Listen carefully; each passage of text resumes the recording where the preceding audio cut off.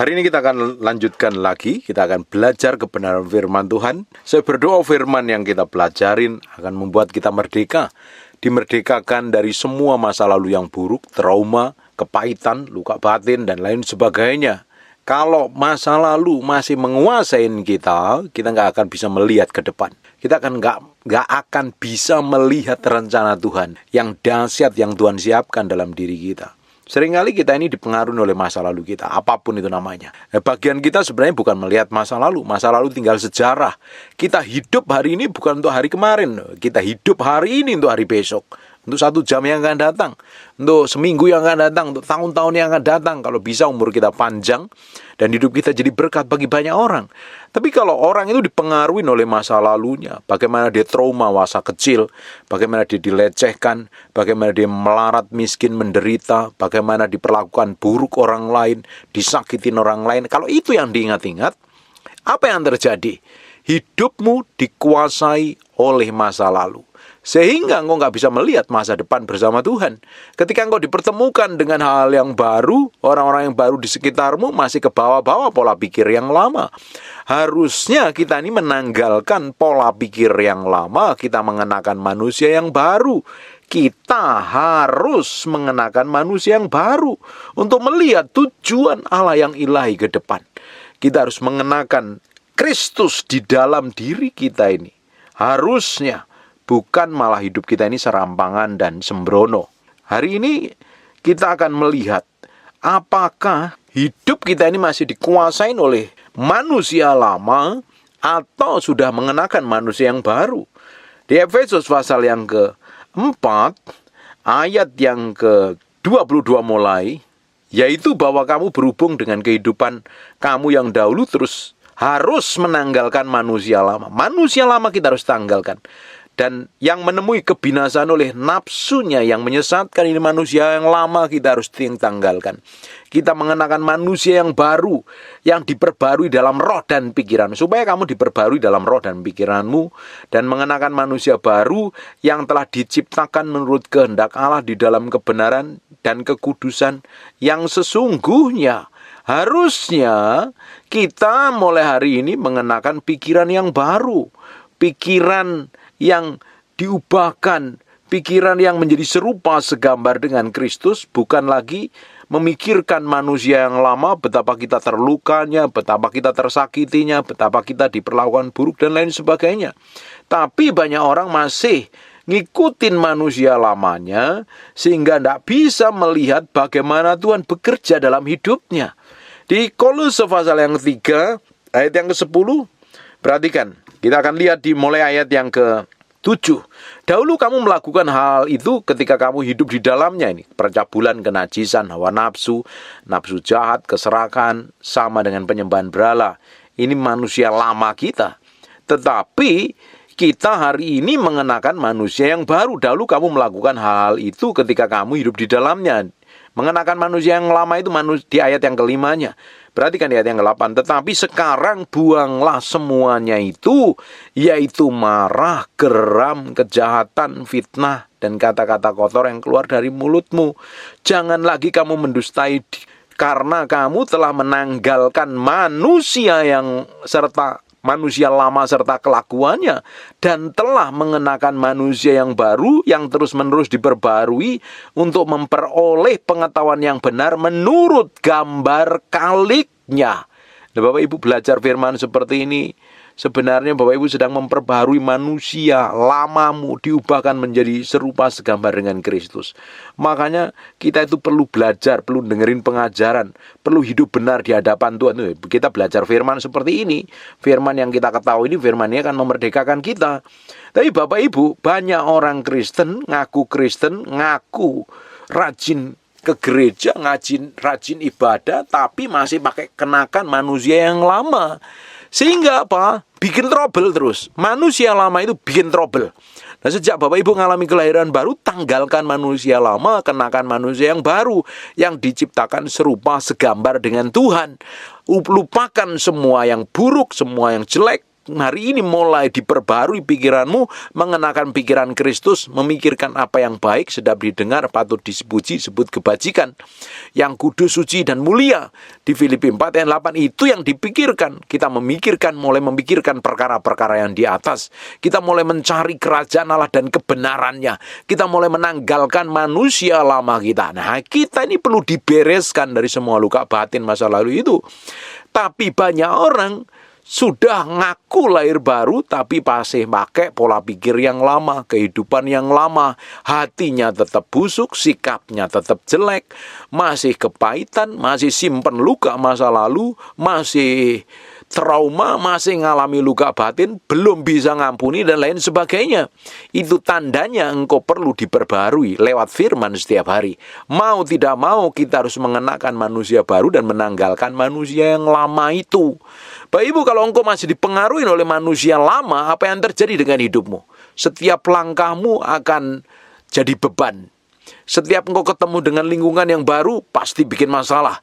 Ketemu orang yang baru, pasti masalah. Kau dengar khotbah pendeta yang nyinggung perasaanmu, kamu tersinggung, kamu marah. Karena ini kok nggak sesuai dengan hatiku, dan lain sebagainya. Sebenarnya kalau Bapak Ibu dengar khotbah, dengar pengajaran, siapapun yang khotbah, siapapun pendetanya, kalau itu benar-benar nemplak dalam hatimu, ya bertobat, ya berubah. Jangan bela diri. Saya ini setiap hari belajar firman untuk kasih makan manusia roh saya. Saya udah sering kali ngomong seperti ini. Saya itu pengen diperbarui setiap hari. Saya pengen dirubah serupa segambar dengan Kristus. Saya belajar firman, saya kasih makan manusia roh saya. Ketika saya dapatin ada sesuatu yang tidak benar, ya saya izinkan Tuhan mengkoreksinya, mencabut sampai ke akar-akarnya. Tapi kan tidak semua orang bisa sampai ke level ini.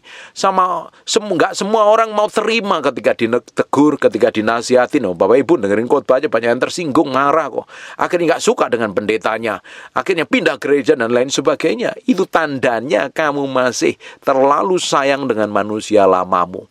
Manusia lama kita ini harus kita tanggalkan dan kita mengenakan manusia yang baru, berjalan setiap hari dipimpin oleh firman.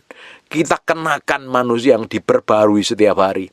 Makanya Bapak Ibu, setelah engkau lahir baru, yang lahir baru itu manusia rohmu. Tapi jiwamu itu berisi pikiran, kemauan, dan kehendakmu masih manusia yang lama. Dan itu harus diperbarui step by step. Diperbarui lewat firman, dengar pengajaran, dimuridkan, dimentorin, terus ambil keputusan, memiliki sikap hati yang benar, berubah.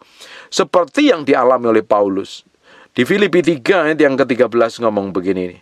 Saudara-saudara, aku sendiri tidak menganggap bahwa aku telah menangkapnya. Ini berbicara tentang mimpinya dia. Bagaimana dia ngalami pernyataan ilahi yang luar biasa. Dia nggak bangga dengan semua yang dialaminya, pengalaman hidupnya. Tapi dia mengejar sesuatu yang ilahi, bahwa dia harus menanggalkan manusia lamanya. Dan dia melupakan apa yang di belakangku dan mengarahkan diri kepada apa yang di hadapanku. Ini penting sekali. Kita fokusnya untuk ke depan, untuk melihat bagaimana hidup kita ini setiap hari berjalan bersama Tuhan. Diubahkan, berjalan dalam kesucian, berjalan dalam kekudusan. Hati kita diubahkan, dipulihkan, dilembutkan. Semakin hari semakin menjadi serupa segambar dengan Kristus. Bapak Ibu, kalau engkau ditegur marah, dinasihatin tidak terima, dengar khotbah yang nemplak hatimu, engkau marah, kamu sakit hati, artinya hatimu itu terlalu keras. Kamu terlalu keras kepala, nggak mau berubah. Nah, kalau engkau nggak mau berubah, ya jangan pernah berharap kamu bisa melihat masa depan yang penuh pengharapan. Masa depan yang Tuhan sediakan, yang ajaib, penuh kedahsyatan itu. Karena langkahmu selalu bayang-bayangin oleh luka masa lalu. Saya perhatikan ada orang yang tidak bisa melupakan rasa sakitnya karena dilukai, disakitin, dikecewakan oleh orang lain. Yang disimpan isinya marah sampai waktu masa tuanya. Bahkan sampai matinya masih simpan kemarahan. Yang rugi siapa? Yang rugi ya orang itu sendiri. Bahkan kalau kita ini simpen perlakuan buruk orang lain, orang yang memperlakukan buruk seringkali sudah lupa dengan apa yang diperbuatnya. Tapi kita yang menerima perlakuan itu, kita seringkali ingat-ingat terus. Apa yang terjadi? Kita sendiri yang terluka. Sekarang mulai pakai hikmat, pengertian, dan pengetahuan. Bapak Ibu, kalau ada kejadian hal yang buruk, hal yang jelek, hal yang gak mengenakan, hal yang menemplah hatimu, yang menegur, yang mengkoreksi, atau apapun lah namanya, yang dalam bentuk tidak enak rasanya, dengerin baik-baik. Itu adalah bagian yang Tuhan izinkan untuk memproses kita, untuk membuat kita ini semakin hari semakin diubahkan. Kadang setiap orang merasa dirinya benar, merasa dirinya hebat, merasa dirinya pintar, merasa dirinya berkenan di hadapan Tuhan, dan merasa dirinya berhak masuk dalam kerajaan Allah. Tapi kalau dilihat dari kelakuannya, dari sikapnya, dari keputusannya, ternyata bertolak belakang. Malah sebaliknya, kelakuannya jelek, sikapnya buruk, kasar, penuh kepahitan, penuh luka. Nah, itu harus berubah. Bapak Ibu, engkau harus berubah dari semua kelakuan buruk dan jelek. Kalau engkau nggak mau berubah, apa yang terjadi dengan hidupmu? Kacau. Engkau tidak akan bisa berjalan dalam kebenaran. Hidupmu akan ketemu problem terus. Saya menemukan banyak perkara ketika saya ngonselingin orang. Apa yang terjadi? Orang itu tidak mau berubah karena terlalu sakit dengan masa lalunya. Terlalu dikecewakan oleh orang lain, bahkan oleh suaminya, atau siapapun lah namanya. Terlalu dikecewakan, sehingga simpen rasa sakit itu begitu rupa, sehingga mempengaruhi apa yang diperbuat hari ini. Orang-orang yang ketus, orang-orang yang gialak, orang-orang yang ngomongnya nyelkit, biasanya orang itu pernah dilukai. Atau orang yang penuh curiga yang luar biasa, insecure, memiliki rasa yang tidak aman, khawatir terus-terusan. Coba lihat apa yang pernah kamu alami di masa lalu. Kalau Bapak Ibu dipenuhi dengan rasa tidak aman, selalu takut, ketakutan, atau selalu dibayang-bayangin masa lalu, engkau mesti bertobat dan berubah. Kalau enggak, hidupmu akan selalu ketemu problem. Bapak Ibu, orang-orang yang dikuasai oleh masa lalunya dan belum beres, apapun lah namanya, biasanya orang yang pernah disakitin itu, dia akan naruh curiga. Kalau kita nggak bisa percaya dengan orang, bagaimana kita bisa percaya Tuhan yang nggak kelihatan? Bagaimana kita bisa percaya dengan janji Tuhan? Itu yang perlu kita beresin. Atau kita ini menjadi orang yang kasar sekali. Coba dicek, jangan-jangan ada luka batin di masa lalu. Atau menjadi orang yang gampang tersinggungan, pemarah, emosian, ngomongnya jelek, ngomongnya nyelekit, dikuasai dengan ketakutan. Jangan-jangan ada masa lalu yang melukai, yang menggores hatimu dan belum dipulihkan. Izinkan Tuhan menyelidikin sampai kedalaman batinmu untuk memulihkannya, untuk menyembuhkannya. Kalau engkau nggak mau disembuhkan, engkau tetap keras kepala, hidupmu akan jadi batu sandungan, selalu bikin trouble, bikin masalah. Orang yang kenal Tuhan itu diubah menjadi serupa segambar dengan Tuhan. Orang yang berjalan bersama Tuhan, bergaul intim dengan Tuhan, karakter Tuhan itu manifestasi dalam hidup orang yang bergaul dengan dia. Tidak mungkin orang yang mencari Tuhan, tidak mungkin orang yang mengejar Tuhan, karakternya semakin buruk, semakin jelek, semakin angkuh, semakin sombong, semakin nyakitin, semakin bencengnya. Tidak mungkin. Itu pasti hanya bohong dan palsu, hanya biar kelihatan, dipandang bahwa orang ini memiliki hubungan dengan Tuhan, tapi di dalamnya hancur, di dalamnya rapuh. Tapi orang yang sungguh-sungguh mencari Tuhan, orang yang sungguh-sungguh mengejar Tuhan, orang yang sungguh-sungguh memiliki hubungan kedalaman dengan Tuhan, pasti karakternya diubahkan, pasti hidupnya diubahkan. Selama Bapak Ibu mencari Tuhan, selama Bapak Ibu mengejar Tuhan, selama Bapak Ibu memberi hatimu sama Tuhan, Tuhan pasti urusin hatimu kok. Tuhan pasti urusin hati kita kok. Tuhan mau hati kita lebih dari apapun juga. Karena hati ini penting, ini hati ini jadi tempat tinggalnya Tuhan. Kalau kita ini memiliki hati yang lembut seperti yang dimiliki Daud, ketika ditegur mau berubah, bertobat dan balik sama Tuhan, ya ujungnya didapati menjadi orang yang berkenan di hadapan Tuhan. Tapi nyatanya orang yang pernah luka masa lalu, orang yang pernah mengalami trauma di masa lalu, mengalami luka batin di masa lalu, biasanya ditegur marah, bela diri, menyerang balik dan melakukan hal yang lebih buruk daripada orang yang menasihatinya dan lain sebagainya. Bapak Ibu, saya sering kali temuin orang-orang yang berkarakter seperti ini. Biasanya orang yang pernah mengalami luka dan belum disembuhkan. Engkau harus bebas dari luka masa lalumu. Engkau harus bebas dari rasa sakitmu. Engkau gak bisa melihat manusia, yang kamu lihat harus Tuhan. Bapak Ibu kalau melihat manusia, banyak orang hidupnya ini jadi orang Kristen jadi batu sandungan, sehingga hidupnya gak jadi berkat bagi banyak orang, sehingga banyak orang sakit hati dan terluka. Kalau kita hanya sekedar melihat manusia, kita akan kecewa. Yang kita lihat itulah karakter Tuhan. Yang kita lihat adalah diri kita ini semakin hari semakin diubahkan di hadapan Tuhan. Banyak orang kecewa dengan orang Kristen karena karakternya belum berubah, sikapnya belum berubah. Maka hidup kita kan harusnya jadi berkat, bukan jadi batu sandungan. Terutama yang hamba Tuhan, terutama yang pelayanan. Kalau hidupmu jadi batu sandungan, pengerjamu sakit hati dengan sikapmu dan kelakuanmu, artinya ya engkau perlu berubah. Engkau harus berubah. Kalau hidup kita ini jadi batu sandungan bagi banyak orang, artinya kita harus koreksi diri. Ada hal yang harus kita perbaiki. Ada hal yang harus kita rubah. Makanya kita belajar firman, dengerin firman seperti ini. Hati kita ini harus berubah, terus diubahkan setiap hari. Kita kenakan manusia yang baru, belajar berubah, memiliki karakter Kristus. Dan manifestasinya buah roh itu ada di dalam diri kita loh. Buah roh di Galatia pasal yang ke-5 ayat yang ke-22 itu harusnya manifestasi dalam kehidupan kita. Kalau tidak, hidup kita akan mencerminkan apa? Hidup kita hanya jadi batu sandungan, hanya melukai dan menyakitin orang lain.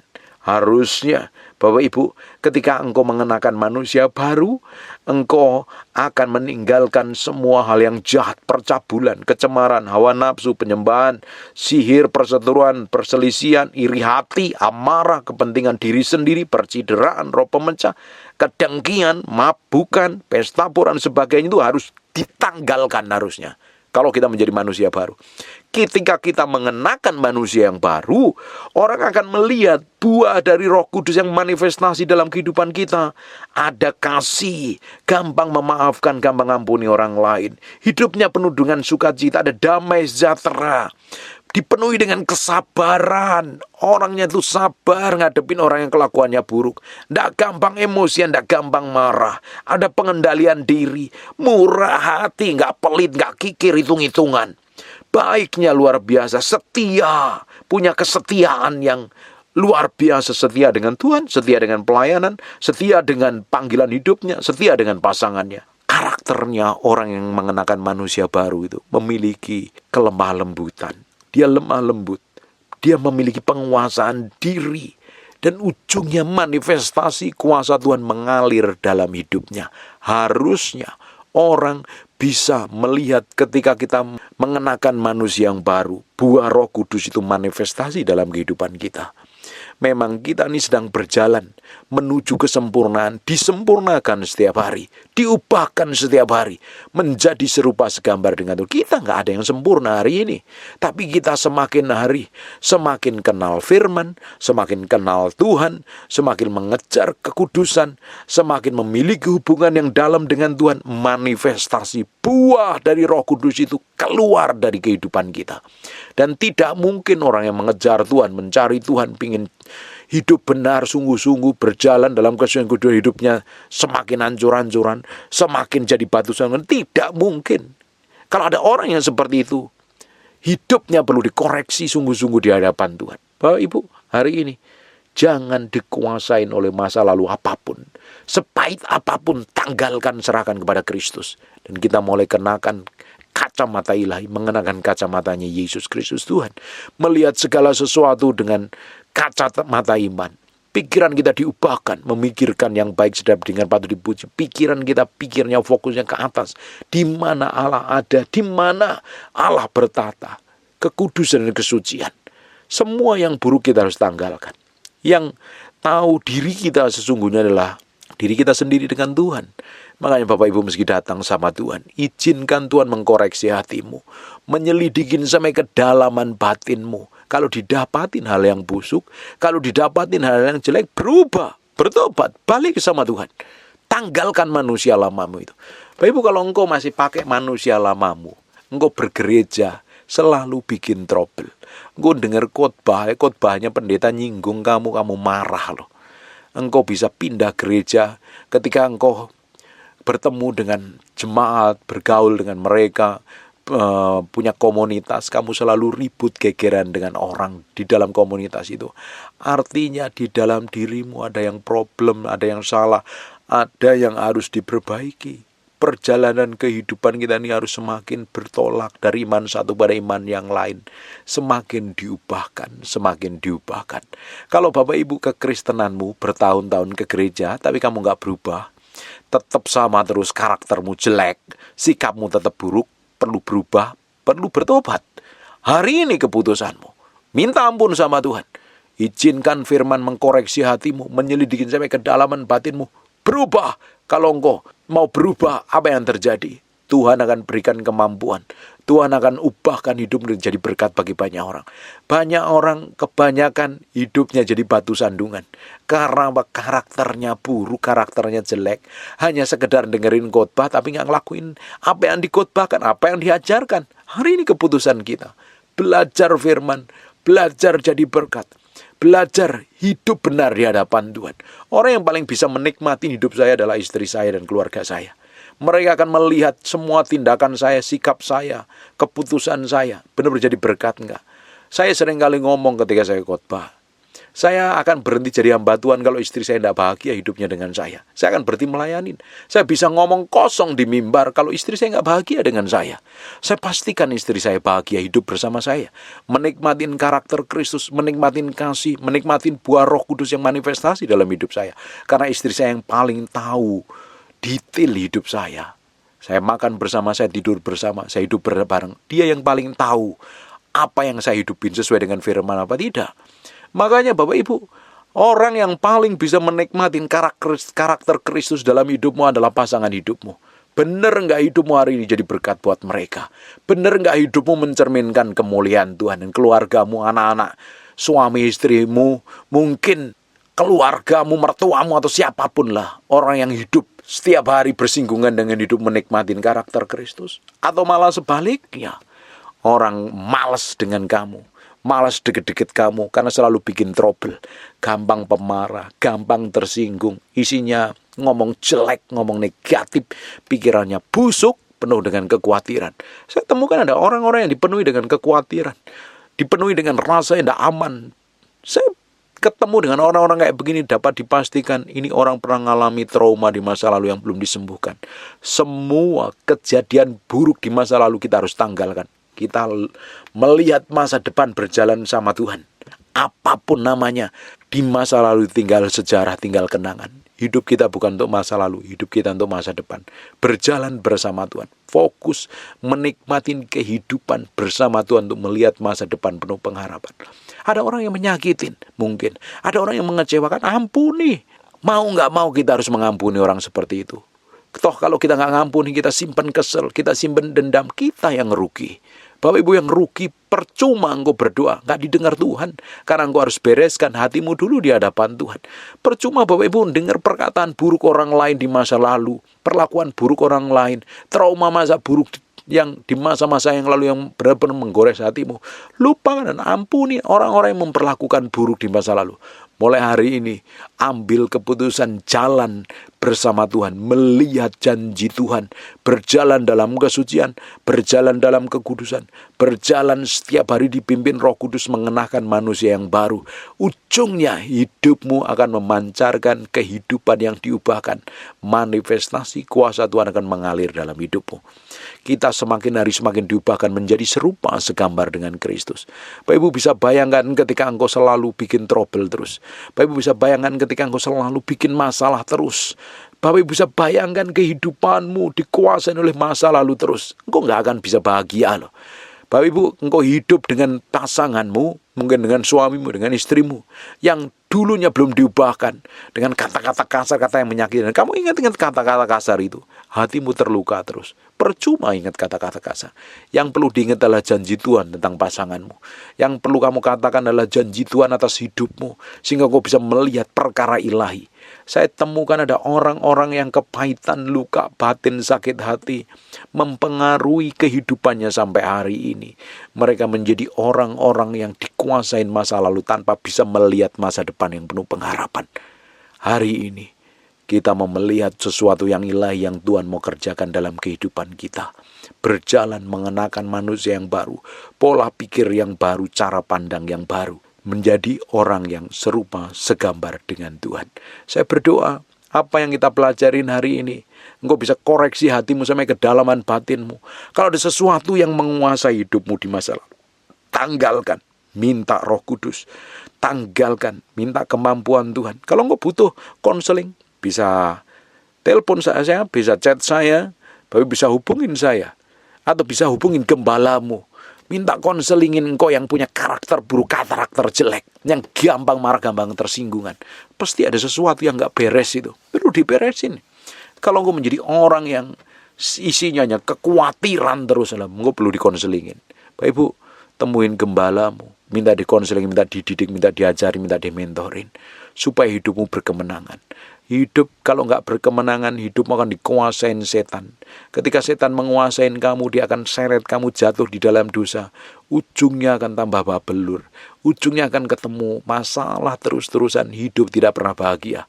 Padahal Tuhan memberikan kehidupan dan kelimpahan dalam hidup kita supaya kita bisa menikmatinya kok. Supaya hidup kita jadi berkat bagi banyak orang. Dan nama Tuhan dipermuliakan melalui kehidupan kita. Hari ini, saya berdoa Tuhan bicara banyak dalam hidupmu. Dan Tuhan kerjakan sesuatu yang ilahi dalam hidupmu. Tutup matamu, tutup Alkitabmu, kita berdoa. Bapak, terima kasih buat firman-Mu. Hari ini kami mematerikan firman ini dengan darah anak domba Allah, firman nempel dalam hati kami. Mengkorek sampai kedalaman batin kami. Tuhan, kami mau melihat masa depan yang penuh pengharapan. Kami mengenakan manusia baru dan kami mau tanggalkan manusia yang lama. Semua kesombongan, keangkuhan, kebusukan, kejahatan yang dalam diri kami mau tanggalkan, kami menakan manusia yang diubahkan menjadi serupa segambar dengan Tuhan. Pimpin kami, berikan kemampuan kami untuk berjalan dalam kekudusan, berjalan dalam kesucian. Tuhan, urapi kami setiap hari. Semakin hari semakin Kau dapatin kami menyenangkan hati-Mu. Terima kasih ya Tuhan, bagimu segala pujian, hormat, pengagungan buat Raja kami yang maha mulia. Terima kasih, kami berdoa untuk orang yang sakit dan mengalami kelemahan tubuh. Kami berdoa bilur Yesus oleh darah Yesus, jadilah engkau tahir, jadilah engkau pulih, jadilah engkau sehat. Kamu berdoa untuk orang yang rajin mendengar firman yang kamu sampaikan. Tuhan berkati apapun yang dikerjakan, bisnis, pekerjaan, pelayanan, Tuhan berkati. Tuhan koneksi dengan orang-orang secara ilahi. Tuhan buka jalan, Tuhan promosi, Tuhan proteksi dan jagai. Dalam nama Yesus kami berdoa mengucap syukur. Haleluya, amin, and God bless you. Terima kasih siang hari ini. Terima kasih Tuhan. Terima kasih Tuhan. Kau baik, Kau baik. Lihat sampai kedalaman hati kami Tuhan. Koreksi dengan firman-Mu, bahwa kami menjadi serupa segambar dengan Kau. Kami hanya ingin menyenangkan hati-Mu, bukan yang lain Tuhan. Dapatin hati kami menyenangkan hati. Siang hari ini Roh Kudus, kami memberi hati kami untuk Engkau, untuk diubah, dijamah, dilawat Tuhan. Enggak ada yang lain yang lebih mulia selain Engkau. Enggak ada yang lain Tuhan. Buat hati kami nempel dengan Engkau Tuhan. Pikiran dan perasaan kami menyatu dengan Engkau, sehingga kami ngerti apa yang Engkau mau dalam hidup kami. Dalam nama Yesus. Haleluya. Amin. We thank you, we praise you, we adore you. We thank you, we praise you, we adore you. Terima kasih siang hari ini. Terima kasih Tuhan. Terima kasih. Terima kasih.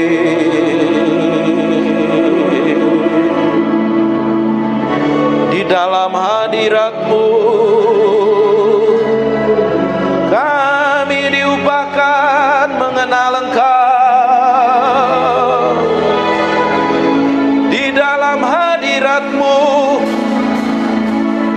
kami mencintai-Mu.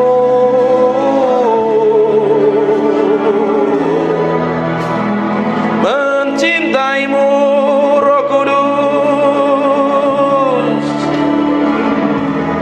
Roh Kudus.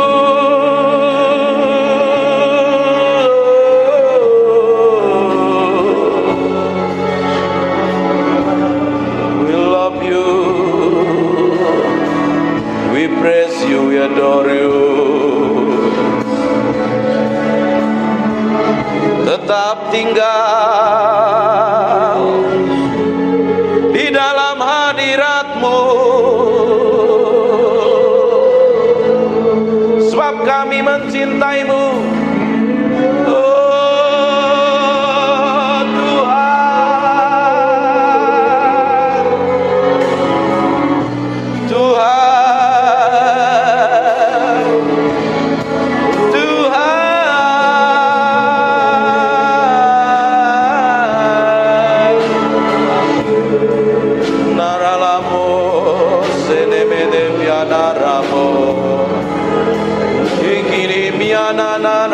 mose ikiri bien nanamoso.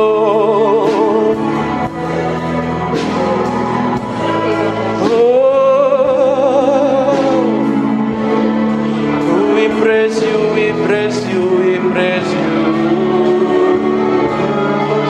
We praise you, we praise you.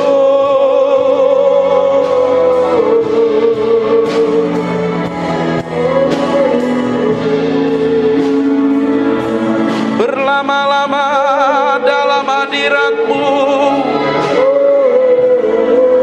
menikmati kuasa-Mu, Tuhan. Tuhan,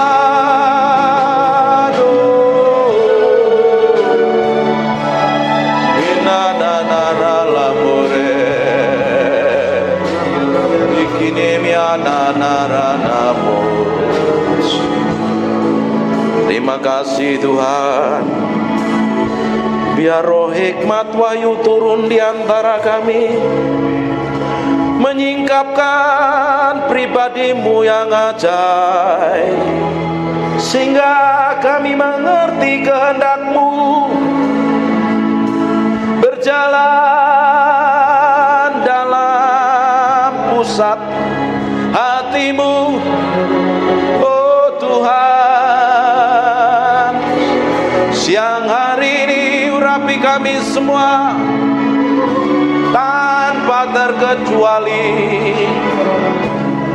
Kami adalah orang yang mencintai-Mu dan mengasihi-Mu.